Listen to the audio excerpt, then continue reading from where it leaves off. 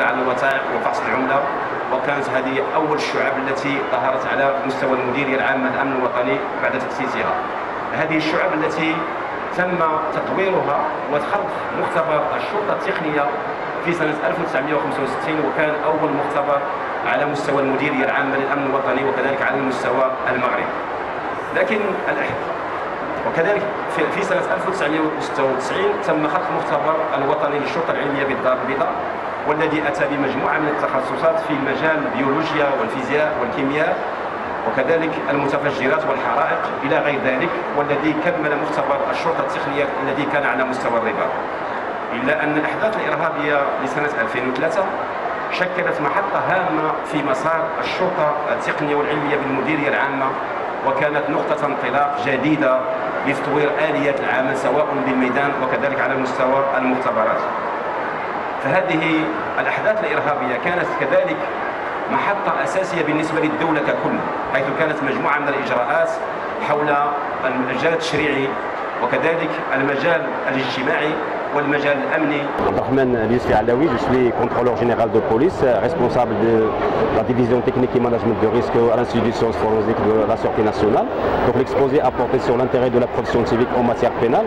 D'abord, c'était une occasion pour montrer par exemple les différents moyens de preuve qui sont utilisés au Maroc et de parler par exemple de la liberté de preuve, donc qui est bien sûr fait l'objet par exemple de l'article 286 du Code de procédure pénale. Ces moyens de preuve qui sont bien sûr soumis à l'appréciation du juge. Il y a bien sûr une liberté donc, pour amener une preuve devant le juge pénal, mais il y a bien sûr des limites parce que la preuve doit être bien sûr établie dans le cadre de la légalité et dans le cadre de la loyauté.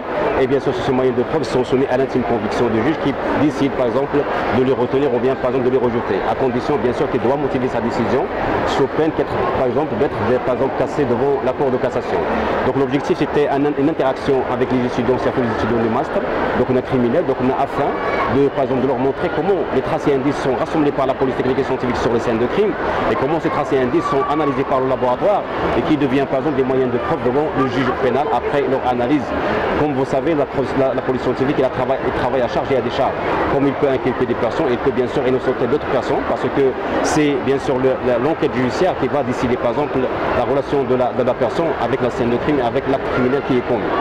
ولي الأمن أحمد الزهري مدير مدرسة الشرطة العلمية التقنية بالمعهد الملكي للشرطة.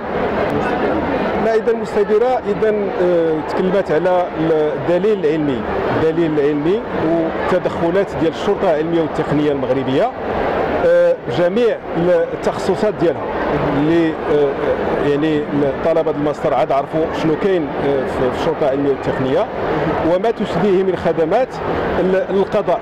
فهذه الشرطة العلمية والتقنية تجمع الأدلة العلمية بطريقة يعني قانونية وتعطيها القضاء لا النيابة العامة ولا القضاء باش تبنى عليها الأحكام. فهذا هو العمل ديال الشرطة العلمية والتقنية. وكذلك العمل اللي يعني المهم عند الشرطة العلمية والتقنية وهو عمل ديال محاربة الجريمة بالعمل على تحديد هوية المجرمين وبعض الأحيان دونك كاين حتى تحديد هوية الضحايا اللي ما تيكونوش معروفين، مثلا بحال هذوك المهاجرين اللي تيلقاو البحر ما تكون عندهم حتى شي حاجه تنحدوا الهويه ديالهم اما بالبصمات ديال الاصابع ولا بالبصمات الجينيه.